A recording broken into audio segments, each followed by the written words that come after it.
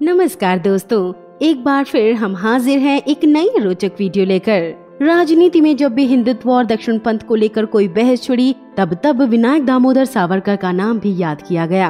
गाय पर राजनीति हो या गांधी हत्या को लेकर कोई तर्क, ये सारी बहसें सावरकर के जिक्र के बगैर पूरी नहीं होती।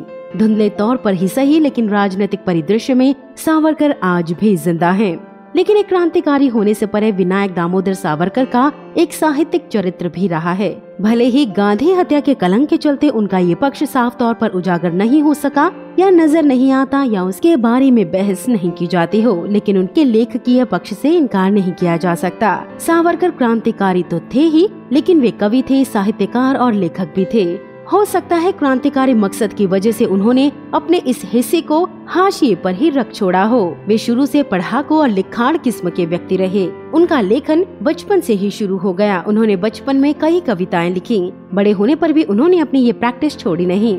साल 1948 में गांधी की हत्या के कुछ ही दिन बाद उन्हें गिरफ्तार किया गया। हालांकि अगले ही साल सबूत के अभाव में उन्हें बरी भी कर दिया गया। अंडमान निकोबार में काला पानी की सजा के दौरान करीब 25 सालों तक वे किसी न किसी तरह से अंग्रेजों की कैद में रहते हैं, लेकिन इस कैद और निगरानी के बीच भी उनका लेखन क्रम जारी रहा। अंडमान से वापस आने के बाद सावरकर ने एक पुस्तक लिखी, हिंदुत्व, हु इज हिंदू, जिसमें उन्होंने पहली बार हिंदुत्व को एक राजनीतिक विचारधारा के तौर पर इस्तेमाल किया। सावरकर के बेहद ही समर्पित लेखक होने के प्रमाण तब सामने आए जब वे अंडमान निकोबार की जेल से काला पानी की सजा से बाहर आए। जेल से बाहर आते ही वे सबसे पहले वो काम करते हैं जो उन्होंने जेल में किया था। उन्होंने कविताओं को लिखने का काम किया जो अब तक उन्होंने जेल की दीवारों पर लिखी थी।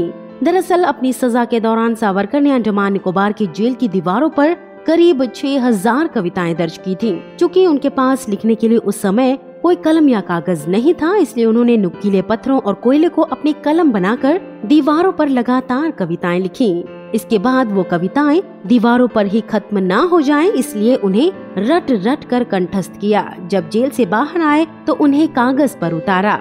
इतना ही नहीं, उनकी लिखी 5 किताबें उनके नाम से प्रकाशित हैं। सावरकर द्वारा लिखित किताब the Indian war of independence एक ऐसी सनसनीखेज ब्यौरा थी जिसने अंग्रेज शासन को लगभग हिलाकर रख दिया था। उनके कुछ किताबों को तो 2 देशों ने प्रकाशन से पहले ही प्रतिबंधित कर दिया।